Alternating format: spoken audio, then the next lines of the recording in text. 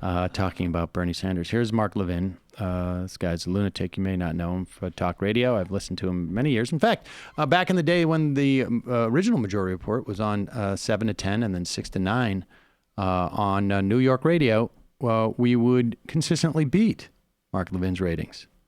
And then managed to not be able to monetize that because of the radio rejects that we had on staff who were selling the ads. Nevertheless, here's Mark Levin. He is a true American. You know this because he has a flag behind him and pictures behind him. Jefferson and Lincoln. Jefferson. And is that Lincoln back there? Yep. Can't quite tell because of the lighting.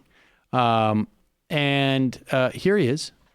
And then there's two pictures. There's who's the little kids? He's got his kids there, I guess, on the desk. Here he is talking about Bernie Sanders. See how this resonates. So all he's about are radical, statist, Marxist ideas. This man has never gotten dirt under his fingernails. This man has never lied down Pause under it for a car. 1 second.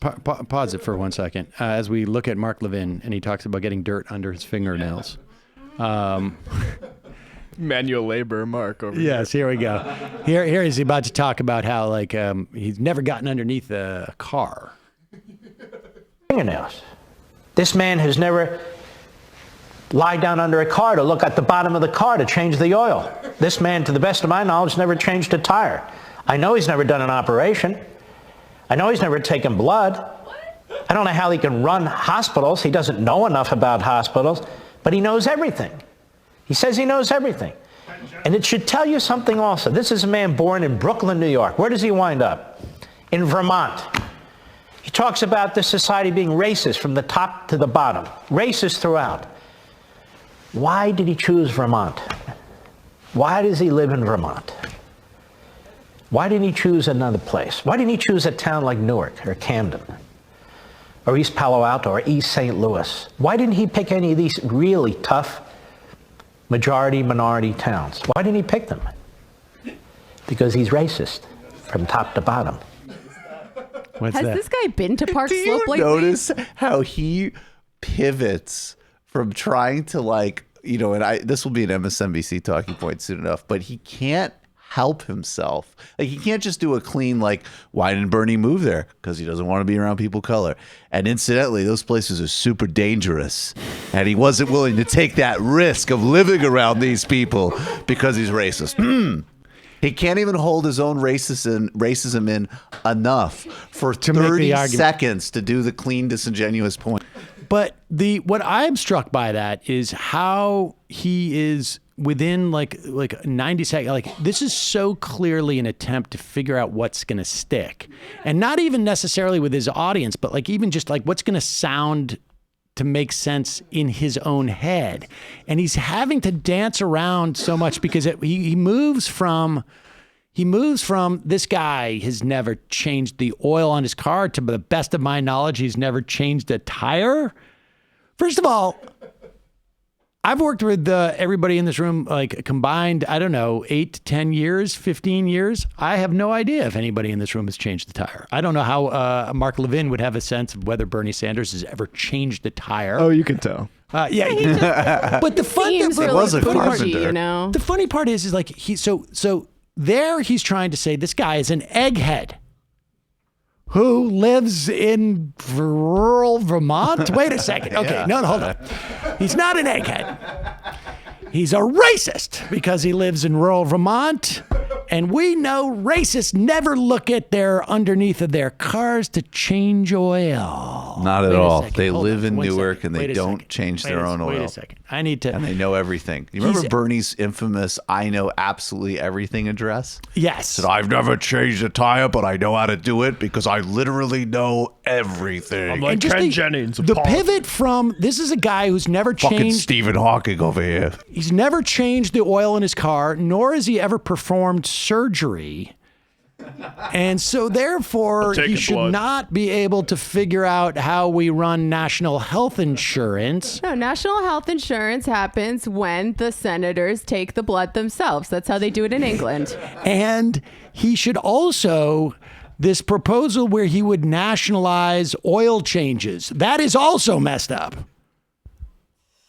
This is the dilemma they have, because you look back, at least, with Obama, they could say like he is a secret Muslim because his name was, it was a little bit easier for them. Barack Hussein Obama, Bill Ayers, they're like the narrative was coherent in some fashion.